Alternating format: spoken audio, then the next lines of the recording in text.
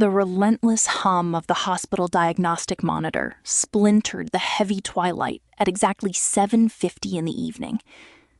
2 months had passed since I brought my daughter, Sarah Kingsley, into the world amid a silence that foreshadowed my current isolation. Now, my body throbbed with the dull, hot ache of a severe concussion and 2 cracked ribs. These were the physical markers of a violent highway collision on the perimeter of Columbia. Every breath felt like a sharp invoice delivered to my chest. I reached for my mobile device with my uninjured hand.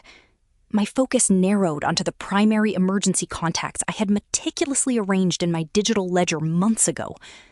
The first call went directly to my husband, Austin Kingsley. It rang out into nothing. The second call, routed to my father-in-law, Raymond Kingsley, resolved on the third ring. The ambient noise on their end carried the distinct, polished acoustic of a private airport terminal. I did not waste energy on emotional preambles. I have been admitted to the Richland County Hospital with multiple fractures, I said. I kept my tone leveled by the pure diagnostic detachment of my data training. Kearney is holding Sarah at my residence, but her availability terminates in 20 minutes. I need you or Austin to assume immediate physical custody of my daughter. A prolonged pause followed. It was punctuated only by the crisp chime of a pre-boarding announcement in the background. Raymond answered, his voice coated in the fluid, dismissive authority he used to manage his corporate operations. "Claire, that is functionally impossible for us right now," he stated. His breath was heavy with irritation. "Austin and I are at the gate. The structural logistics for our Hawaii venture have been locked in for 3 months. Our institutional partners are already on the aircraft. Missing this departure would jeopardize the entire investment framework." The air in the room felt thin, restricted by the clinical gray walls. I pressed the phone closer to my ear. "I am in a hospital bed, Raymond. I cannot physically lift an infant. I am asking you to reroute one vehicle to secure your granddaughter." My husband's voice suddenly intercepted the connection, sharp and defensive. "You arrange complex federal actuarial systems for a living, Claire. You are an expert at contingency planning. Just execute an alternative solution. Stop attempting to anchor our schedules to your domestic crises." Raymond took the device back, delivering a final transactional directive before the line went completely dead. "Use your operational capacity to hire a third-party resource. We will review the ledger when we return next week. Do not compromise this family asset path because you are under temporary stress." The darkened screen reflected the cold neutrality of my expression. I did not engage in a futile vocal dispute. My hands did not display the slightest trace of volatility as I navigated the digital workspace. Within 4 minutes, I initiated the vetted caregiver protocol. This established a secure interface with a premium newborn care bureau. I electronically validated the credential files of Marisol Vega. I authorized her encrypted biometric entry to my residence and transferred the immediate retention retainer. Then I accessed my primary banking application. My thumb hovered over the scheduled clearinghouse ledger, where a recurring transaction of $6,250 was programmed to depart every 2 weeks. For 14 months, this automated withdrawal had migrated under the absolute label of maternal medical support. With a single, deliberate strike, I executed the emergency automated clearinghouse cancellation. The transmission vanished from the queue. The pipeline that had systematically drained $175,000 from my accounts was permanently severed, leaving the line silent under the sterile hospital lights. The quiet of the medical pavilion deepened by 11 o'clock that evening, the shadows elongating across the linoleum floor as the external traffic died away. The door handle clicked with a low mechanical snap, and the neat silver hair of Eleanor Kingsley emerged from the corridor. At 81, the matriarch of the Kingsley lineage carried herself with an unyielding rectitude. This separated her completely from the moral erosion of her descendants. For 2 years, while her own son and grandson abandoned her to manage her affairs alone, I had quietly structured her domestic security and verified her accounts. She walked to the rolling bedside table, her eyes evaluating the deep bruising near my temple. Then she placed a heavy, red accounting ledger onto the laminated surface. The covers were worn at the corners, the front panel deeply stamped with the 2 words, actuarial audit. Before you allow those men to access another cent of your capital, Claire, you must look at what your labor has actually been financing, Eleanor said. Her voice was entirely devoid of hesitation as she pulled the thick elastic band from the binding. I shifted my weight upward. The sudden movement pulled hard against my cracked ribs. What are you implying, Eleanor? My bi-weekly transfers of $6,250 were explicitly required to secure Judith's biological therapies. Raymond provided the diagnostic codes himself. The elderly woman opened the ledger, exposing rows of copied banking statements and forensic asset tracking logs. There has not been an outstanding liability on their residential property or their supplemental healthcare coverage in 7 years, she stated, pointing to the highlighted columns. Judith's retiree insurance is fully active and covers 100% of her maintenance. Your father-in-law manufactured a ghost medical emergency. My eyes followed the analytical trajectory of the numbers in the red ledger. Every deposit from my personal account was flagged with a red ink marker. Every single entry showed a systematic, near instantaneous migration.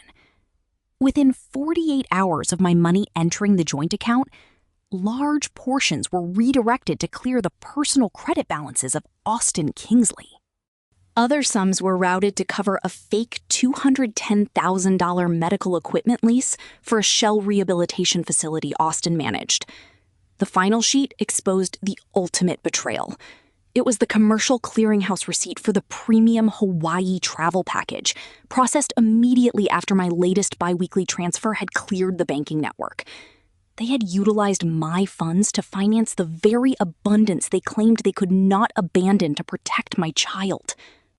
A cold realization solidified within my consciousness, replacing the residual shock of the highway collision with an absolute mathematical clarity.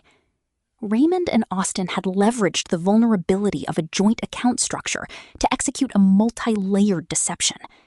They operated under the entitlement that my superior income rendered the loss invisible to me. They did not realize that by fabricating a federal medical record to extort $175,000 across electronic lines, they had crossed an irreversible boundary. Every metadata trace, every fraudulent bank log, and every diverted transaction was now permanently documented within the pages of Eleanor's audit. This was no longer a domestic dispute over a missed flight or an empty promise. Under Section 18 of the United States Code, Section 1343, they had left a definitive digital footprint that constituted an immediate, actionable federal felony. I looked up at Eleanor. The silence between us was absolute and clean. The calculated metrics of integrity have finally secured their permanent sanctuary. The morning light filtering through the high clearstory windows did not soften the sharp, mechanical hum of the central computing array. At exactly 11 o'clock on Monday morning, the restricted access server room of the Federal Retirement Security Directorate in Columbia felt less like an office and more like an operational command post. The air was chilled to an exact 60 degrees, thick with the steady white noise of cooling fans and the rapid flash of encrypted green status codes across multiple vertical monitors. I bypassed my outer administration desk entirely. My rib cage was still tightly bound beneath my cotton shirt. The residual ache of the collision was a muted throb compared to the calculated focus overtaking my consciousness. I sat before the master terminal, swiped my executive credential card through the biometric reader, and opened the mainframe interface. My training in actuarial data systems had prepared me for this exact sequence, converting a domestic betrayal into a cold, verifiable stream of forensic metadata. With 3 rapid keystrokes, I deployed the Healthcare Effectiveness Data and Information Set, initiating a deep system synchronization with the Social Security Administration's Digital Footprint Audit Framework. I was no longer a daughter-in-law dealing with an ungrateful family. I was a federal director conducting a systemic fraud investigation. I targeted the unique national provider identifier numbers tied to Austin Kingsley's physical therapy clinic, pulling the raw submission logs for the past 14 months. The system ran the query against the primary medical insurance network. Within 90 seconds, the diagnostic curves clambered across my screen, rendering the structural pathology of a massive fraud scheme. The billing codes Austin had submitted to justify the bi-weekly transfers of $6,250 for Judith's alleged biological treatments were completely fraudulent. The system revealed that the specific therapeutic authorization numbers did not exist in the Federal Pharmaceutical Registry. Instead, the data trail exposed a systematic series of phantom clinical visits and fabricated rehabilitation profiles designed to exploit the federal Medicare framework. The compliance vectors were absolute. I opened the digital data drive Eleanor had provided, transferring the verified banking logs directly into the analysis terminal to map the exact coordination between my personal losses and the clinic's illicit revenue stream. Every transaction matched perfectly. The $6,250 I had sent under the illusion of saving a dying mother had been immediately processed through a network of shell accounts to mask a fake $210,000 equipment lease. Austin had weaponized my personal digital authentication protocols to validate these transactions within his corporate accounts. He operated under the assumption that my postpartum recovery would prevent a technical audit. He had miscalculated. I compiled the final encrypted report, securing a bulletproof digital ledger that itemized every violation of Title 18, United States Code, Section 1347. I did not hesitate. With a final command, I routed the complete defensible paper trail directly to the secure terminal of the Office of the Inspector General and the federal prosecutor, locking the criminal trap before the flight from Hawaii could even touch the tarmac. The heavy oak double doors of the Richland County Legal Annex mutely closed behind them, isolating the space from the midday traffic of downtown Columbia. At exactly 2 o'clock in the afternoon, the historic, high-ceilinged room was illuminated by sharp shafts of amber sunlight that cut through the tall, arched windows, casting a brilliant glare directly across the polished conference table. Raymond Kingsley and Austin Kingsley stood near the entryway, their faces visibly flushed from the coastal heat, their breathing hurried. They had driven straight from the airport after discovering the emergency automated clearinghouse cancellation had frozen their corporate capital pipeline. When Austin detected my presence sitting next to Eleanor at the far end of the table, his lips tightened into the familiar, arrogant grimace of a man who still believed his voice held absolute authority over my life. "You have crossed a dangerous line, Claire," Austin barked, stepping toward the table. His fingers tapped aggressively against the polished wood as he tried to project a dominance he no longer possessed. "You changed the security codes to the family estate without notice, and you cut the essential medical financing for your own husband's mother. You were letting your unstable emotional state destroy this family's core infrastructure." Raymond adjusted his gold watch links, his voice dropping into a low, predatory tone as he leaned over the table. "This house and the surrounding Kingsley enterprises operate under a unified family obligation, Claire. Your superior earnings are contractually bound to support our market logistics.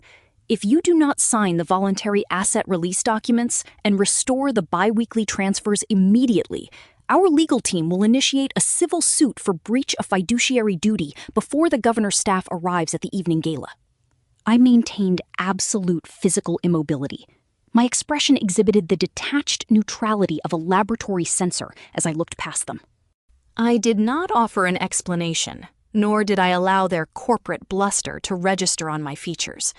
Instead, the lead estate attorney sitting to my left calmly drew a heavy parchment document from his portfolio, the cover deeply stamped with the two words, "Blind Trust." The room went completely still as the attorney began to read the formal activation decree, executed by Eleanor Kingsley. Under the strict exclusion clauses of the family's primary wealth repository, Eleanor had formally exercised her absolute authority as the sole remaining founder. The document verified that due to documented asset diversion and a verified failure of familial care, Raymond Kingsley and Austin Kingsley were permanently stripped of their beneficiary status. The entirety of the Kingsley net estate, including the historical real estate holdings, the shell corporate assets, and the multi-million-dollar trust accounts, was now under the absolute, unalterable control of the chief trustee, Claire Garrison. Austin's face turned into an asymmetric mask of pale shock, his words dying in his throat as the legal weight of the document fractured his confidence. Raymond reached out as if to seize the parchment, but his hand froze in midair as he realized the structural reality of their situation. The very empire they had attempted to dismantle by using my income to fund their deception had been turned against them. They were completely trapped in the center of a legal fortress they could no longer enter. They realized too late that the woman they had labeled a mere transaction manager held the absolute title to every square inch of the limestone foundation beneath their feet. The calculated metrics of integrity have finally secured their permanent sanctuary. The echoing shock within the high-ceilinged room had barely settled before the double doors of the legal annex ruptured inward. At exactly 3 o'clock in the afternoon, the sudden movement overrode the desperate stride of Raymond Kingsley and Austin Kingsley as they lunged across the table to grasp the blind trust document. Federal agents from the Department of Health and Human Services, flanked by South Carolina state marshals, deployed rapidly into the space. Their entry was crisp and non-negotiable. The authority of their presence instantly halted the room. An emergency arrest warrant for multiple counts of Medicare fraud and wire fraud had been unsealed by the federal court. Austin was ordered to step away from the table, his arms drawn backward as the cold steel restraints locked over his wrists. Raymond followed, his heavy breathing cutting through the high acoustic of the main hall as the marshals executed the federal seizure protocol. Outside the expansive glass facade, the wail of police sirens began to rise in a dense cadence, merging with the coastal wind that swept across Columbia. Simultaneously, the lead federal agent served the asset freeze order issued by the district court. This was a sweeping decree that instantly paralyzed the entire financial ecosystem of Austin's physical therapy clinics. Every operating account, every merchant processing link, and every shell business registry was frozen in place to prevent the illicit migration of national health resources. In the center of the collapse, Judith Kingsley disintegrated into heavy sobbing. She gravitated toward me, her voice breaking as she made a desperate confession under the unyielding gaze of Eleanor. "I knew what Raymond was arranging, Claire," she whimpered. Her gaze darted away from the arrested men. "I recognized the deceit in the medical filings, but the friction of confronting him felt heavier than accepting your survival capital. I told myself it was for the family's stability." I stood completely motionless. My features were locked in an absolute, impenetrable silence that refused to offer a single millimeter of compromise. I did not validate her tears with an embrace, nor did I allow the desperate look from my husband to alter my posture. My training in actuarial data systems had taught me to evaluate final results, not the emotional justifications that masked fraud. The structural reality of their choices was now executing its final cycle. Within minutes, The institutional investors who had provided line of credit financing for Austin's clinics received the automated federal system warnings. Recognizing the immediate risk of terminal asset liquidation, they triggered their exit clauses.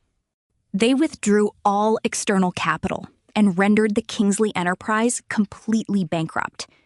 Defamation and economic ruin converged upon the father and son in a single hour. They were escorted through the main hall under the sharp glare of the afternoon sun. Their legacy was completely dismantled before the transport vehicles even cleared the gate. 1 year after the crisis, the architectural grandeur of the Social Security Heritage Pavilion offered a vast, luminous perspective over the peaceful water of the Columbia Harbor.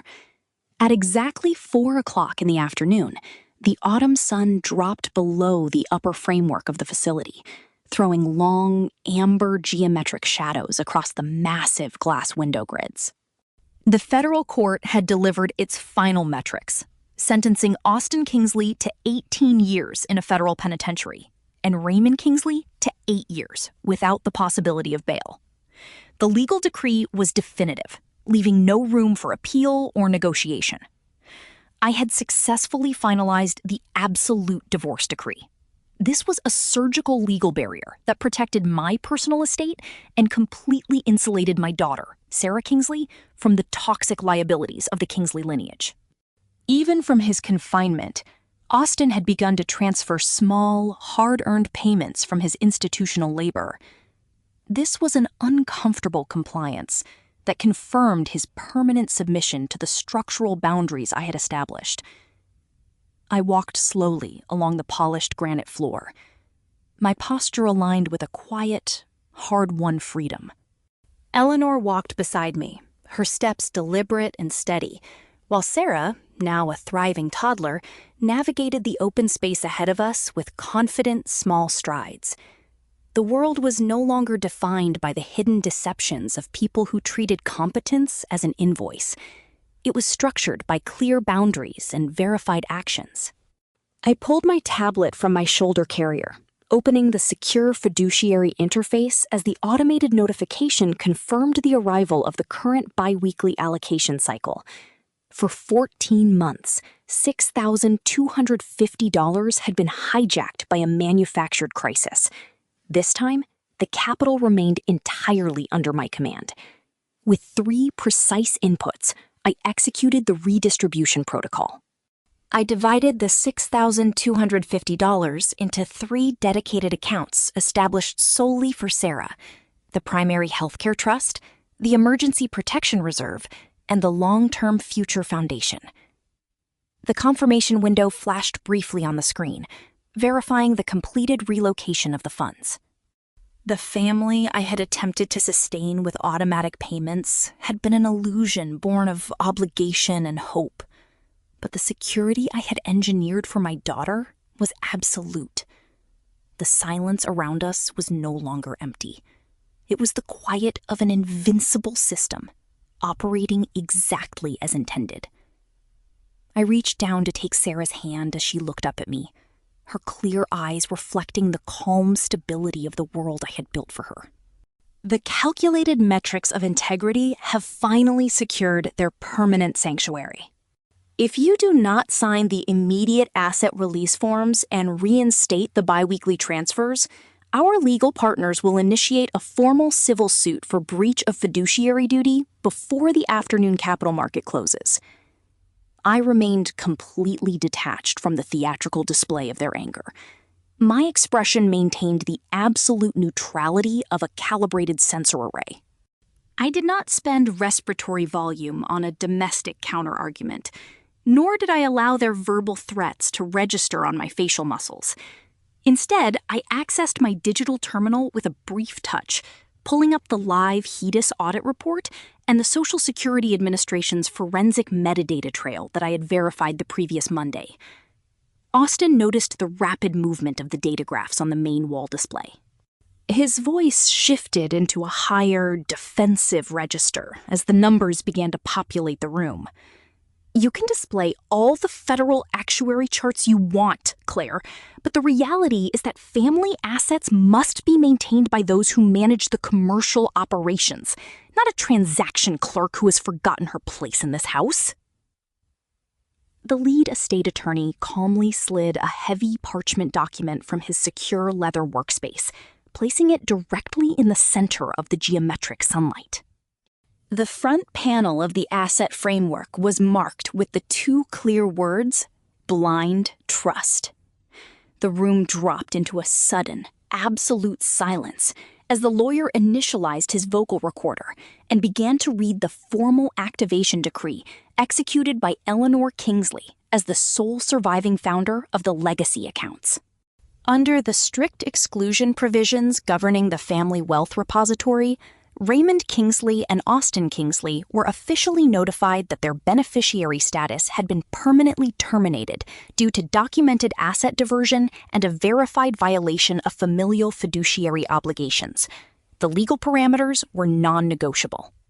The entirety of the Kingsley estate net value, including the primary real estate holdings, the shell physical therapy clinic assets, and the millions of dollars held within the master trust structures, was being transferred into the absolute, unalterable control of the chief trustee, Claire Garrison. Austin's face turned into an asymmetric mask of pale shock. The blood drained from his features so rapidly that his skin took on the exact gray tone of the limestone annex columns outside the window. His mouth opened to deliver another threat, but the words died in his throat as his eyes tracked the unyielding legal definitions printed on the final page of the decree.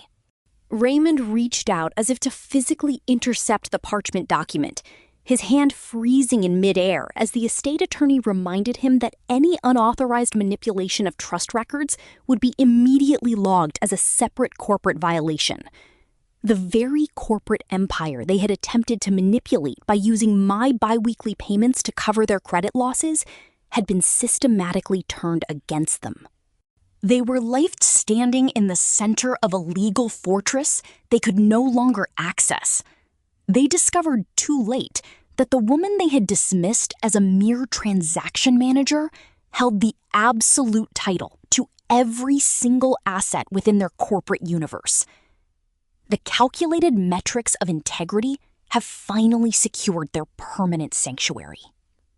The high acoustic volume of the grand legal reception hall did not diminish the sharp sound of heavy footsteps expanding across the polished terrazzo floor. At exactly 3 o'clock in the afternoon, the double doors of the Central Judicial Complex were thrown open by direct executive authorization, severing the immediate physical movement of Raymond Kingsley and Austin Kingsley. The father and son had remained frozen in a state of complete neural shock. Their fingers twitched toward the blind trust documents that had just stripped them of their ancestral capital allocation. Before their panic could translate into physical aggression, a coordinated operational detachment of federal law enforcement officers and South Carolina state marshals advanced into the high-ceilinged room. Their presence was immediate, structured, and entirely non-negotiable, instantly resetting the power dynamic of the space. The lead special agent stepped forward, holding an unsealed emergency arrest warrant issued by the federal district court. This was a document that detailed a multi-layered violation of national health regulations and systemic wire fraud. Austin was ordered to cease all mechanical resistance, his arms drawn behind his back as the steel restraints locked over his wrists with a cold, definitive click. Raymond followed without a sound, his respiration shallow and rapid as the marshals executed the standard federal custody sequence. Outside the reinforced perimeter glass, the sudden rise of police sirens cut through the coastal wind that swept across Columbia. This movement created a dense auditory grid that signaled the absolute closure of their escape route. Simultaneously, the federal agent served the asset freeze order issued by the district court. This comprehensive judicial decree instantly paralyzed the entire financial infrastructure of the physical therapy clinics managed by Austin.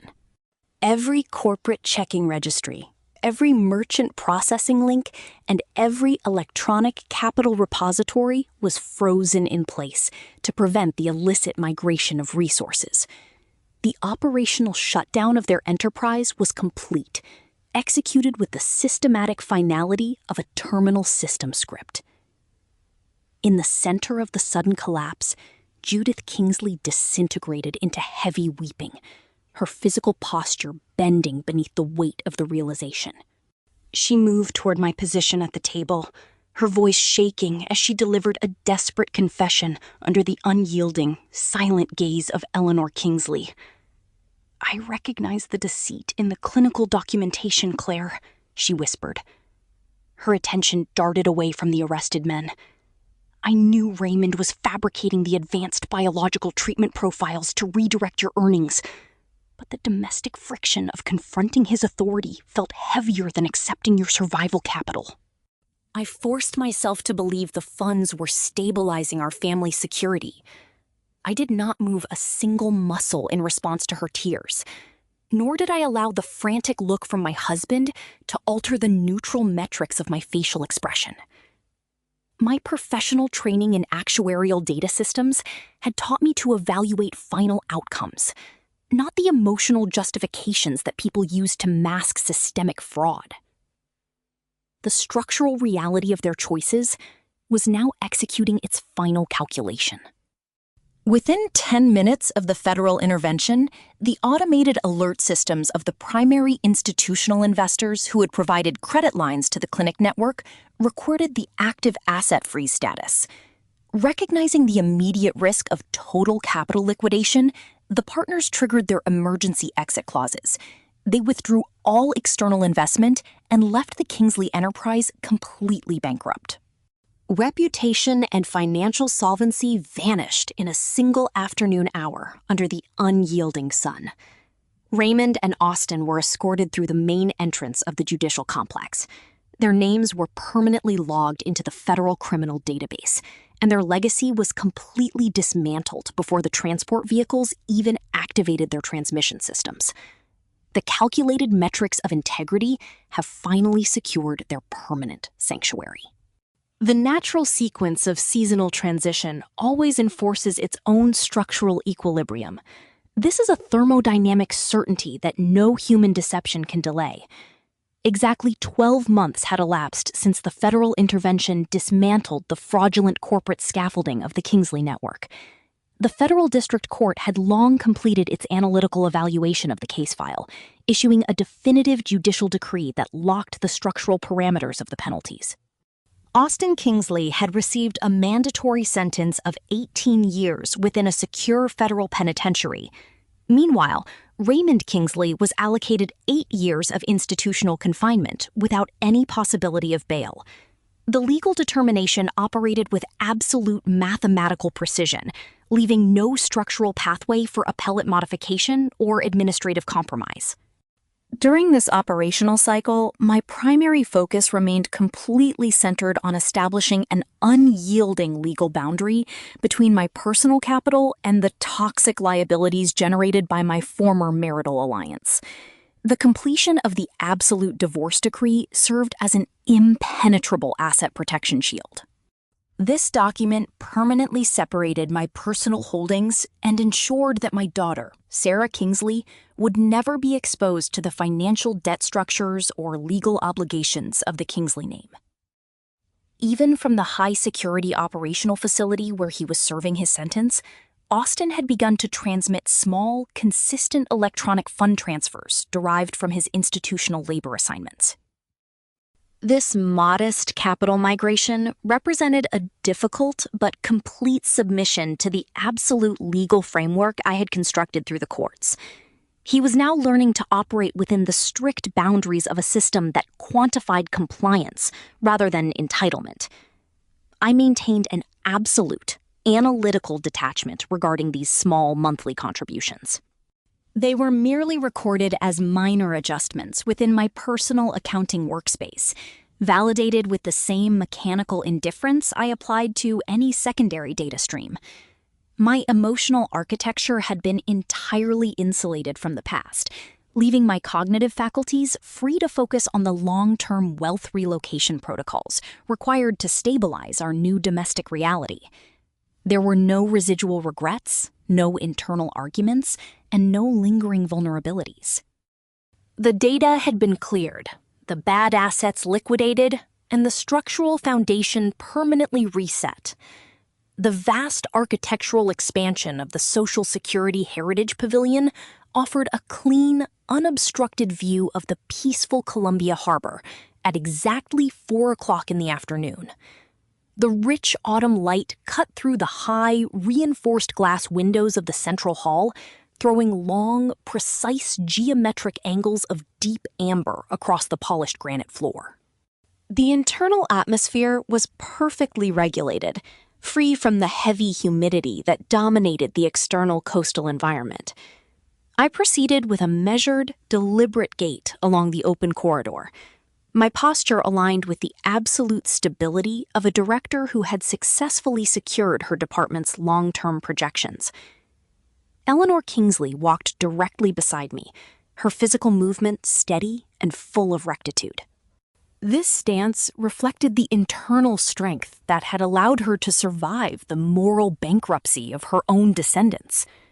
Ahead of us, Sarah navigated the expansive space with the confident, curious movements of a thriving toddler, her laughter echoing softly against the non-porous architectural panels. I extracted my tactical digital terminal from its secure internal sleeve, initializing the primary cryptographic authentication sequence with a brief touch of my left thumb. The system instantly validated my administrative credentials, opening the secure fiduciary workspace that managed my primary asset relocation protocols. A system notification flashed across the screen, confirming that the current biweekly allocation cycle had cleared the Federal Clearinghouse network. For 14 months, this exact amount of $6,250 had been systematically intercepted by a manufactured domestic crisis. The funds had been redirected to clear the personal debts of individuals who viewed my professional competence as a target for exploitation. Now, the transaction queue belonged entirely to my command structure, operating under my exclusive authorization. I accessed the automated distribution algorithm, preparing to divide the incoming capital into 3 separate long-term trust instruments that I had personally established to guarantee the structural security of my daughter's future. With 3 precise mechanical commands on the screen, I executed the relocation protocol. The system divided the $6,250 into 3 dedicated accounts. The first segment was routed to the primary healthcare trust, ensuring absolute medical insulation. The second portion was cleared into the emergency protection reserve, establishing an immediate liquidity cushion. The final segment was transferred into the long-term future foundation to fund her advanced academic and professional development. The digital interface updated instantly, displaying a green confirmation sequence that verified the absolute finality of the transfer. I locked the device and looked out toward the horizon, where the harbor water absorbed the last deep gold of the daylight. The family I had attempted to sustain with automatic payments had been an illusion born of obligation and hope, but the security I had engineered for my daughter was absolute. The silence around us was no longer empty. It was the quiet of an invincible system operating exactly as intended. I reached down to take Sarah's hand as she looked up at me, her clear eyes reflecting the calm, unshakable stability of the world I had built for her. The calculated metrics of integrity have finally secured their permanent sanctuary. I remained perfectly centered in my administrative position, my left arm resting flatly on the dark surface of the table, while my right hand maintained a continuous, protective grip on the lower edge of my technical workstation to brace my recovering ribs. Each inhalation brought a calculated pressure against my thoracic wall, a steady biological reminder of the physical cost of the past week. My eyes did not drift from the primary entrance portal, my focus remaining completely static as the sharp, distant echo of emergency service sirens began to rise from the adjacent street blocks, cutting through the low acoustic rumble of the facility.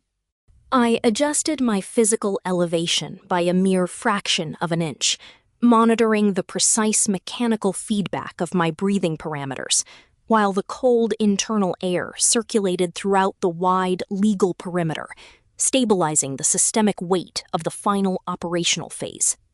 My cognitive architecture operated with absolute analytical separation from the physical and emotional distress surrounding the table, immediately processing the scenario through the cold matrices of government compliance tracking. I watched Raymond Kingsley and Austin Kingsley remain frozen in a state of absolute neural paralysis, their physical postures locked in an awkward forward lean as their fingers twitched toward the blind trust records that had just liquidated their ancestral capital allocations. The short-term memory of their financial extraction schemes, their luxury travel processing logs, and their deliberate abandonment of my daughter at my residence remained perfectly indexed within my cognitive directory as definitive proof of their operational liability. I did not experience a single unit of domestic anger or personal betrayal. Instead, my mind functioned as a high-speed actuary terminal, calculating the immediate systemic consequences of the defensible paper trail I had routed to the Department of Justice earlier that morning. I knew with mathematical certainty that the transactional momentum they had built through systematic fraud had reached its absolute terminal node. No amount of personal negotiation or corporate threat could alter the impending structural collapse. My gaze remained entirely fixed on the double entrance doors, my breathing measured, shallow, and perfectly synchronized with the digital clock displaying the approach of the federal enforcement window, discarding the irrelevant variables of their panic. The heavy double barriers of the legal annex were suddenly thrown open by direct executive authority, the mechanical impact echoing sharply against the high oak timbers of the ceiling as the operational sequence initialized. A structured law enforcement detachment comprising special agents from the Office of the Inspector General and uniformed South Carolina state marshals advanced directly into the central room, their movements precise, rapid, and entirely non-negotiable. The lead special agent stepped forward, his right hand presenting an unsealed emergency criminal arrest warrant authorized by the Federal District Court under the specific statutory parameters of Title 18 of the United States Code, Section 1347 and Section 1343. Austin Kingsley, you are hereby taken into federal custody for systemic Medicare fraud and the execution of unauthorized wire transactions across state lines, the officer announced, his voice carrying the flat, absolute authority of the state. Austin attempted to adjust his physical posture to retreat toward his father, but two marshals immediately closed the physical distance, securing his arms behind his back as the steel restraints locked over his wrists with a cold, mechanical click. Raymond Kingsley stood completely motionless, his face turning an asymmetric shade of pale gray as a secondary officer served him with a matching criminal citation, ordering him to cease all mechanical resistance as the custody documentation was validated against their identity profiles. Simultaneously, the lead corporate attorney representing the federal task force served the emergency asset freeze order issued by the district court, an absolute judicial decree designed to prevent the illicit migration of national budget allocations. This extensive legal instrument immediately paralyzed the entire economic infrastructure of the physical rehabilitation clinics operated by Austin, locking every automated clearinghouse link and merchant processing interface registered to their name. Every corporate checking registry, every digital capital repository, and every shell business checking account across 3 separate banking systems transitioned to a restricted state within seconds, preventing any unauthorized distribution of family funds. In the center of this sudden economic liquidation, Judith Kingsley collapsed forward onto the table, her physical posture bending beneath the weight of the realization as she began to weep hysterically. "I recognize the deceit in the clinical documentation, Claire," she whimpered, her attention darting away from the restraints holding her son. "I knew Raymond was fabricating the advanced biological treatment profiles to redirect your earnings, but the domestic friction of confronting his authority felt heavier than accepting your survival capital. I forced myself to believe the funds were stabilizing our family's security," she confessed, her hands reaching out toward my workstation in a desperate demand for personal mediation, seeking an unearned compromise. I did not move a single muscle in response to her tears, nor did I allow the frantic verbal appeals from my husband to alter the neutral metrics of my expression as the federal transport team prepared to clear the room.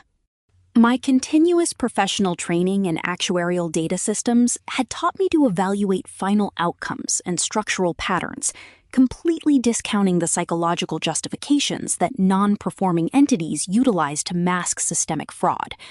The structural reality of their choices was now executing its final calculation, as the automated compliance monitoring systems of their primary institutional investors recorded the active asset freeze status across the network. Recognizing the immediate risk of total capital forfeiture, the external partners triggered their emergency exit clauses within minutes.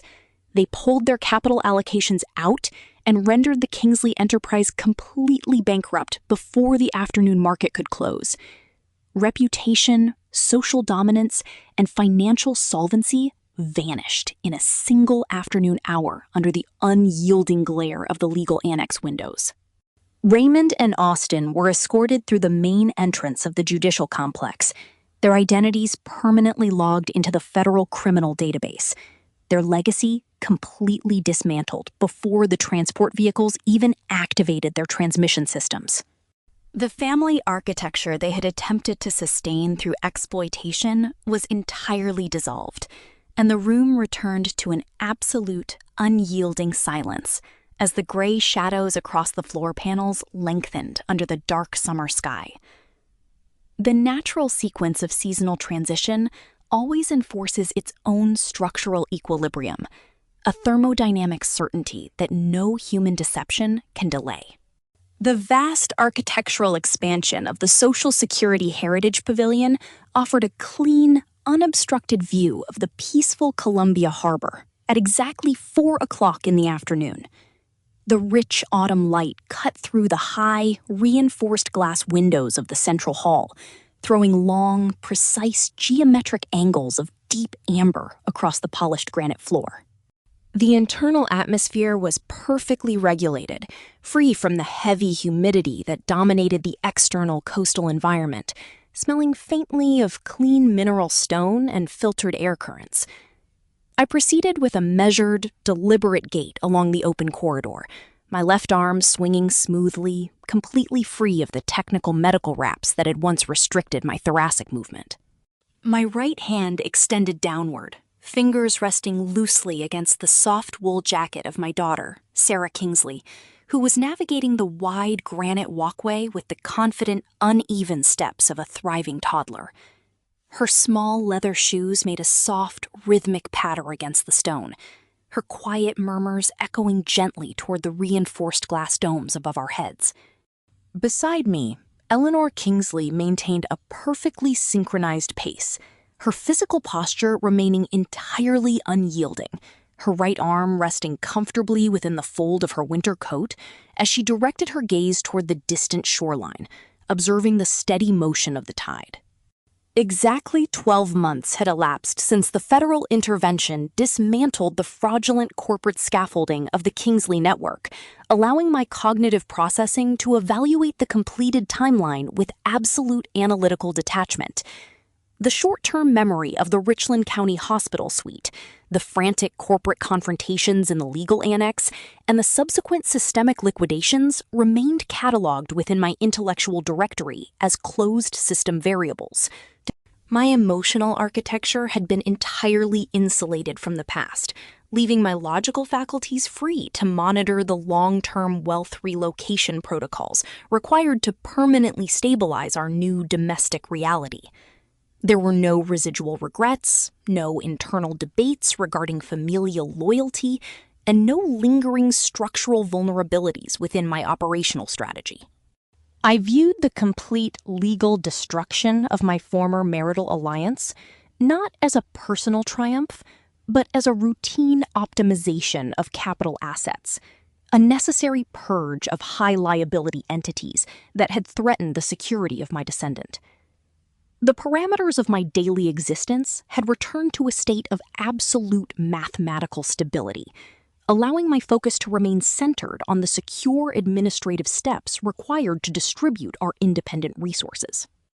My respiration remained slow, deep, and perfectly calm as the golden sunset illuminated the expansive interior workspace of the central hall, reinforcing the permanent structural transition.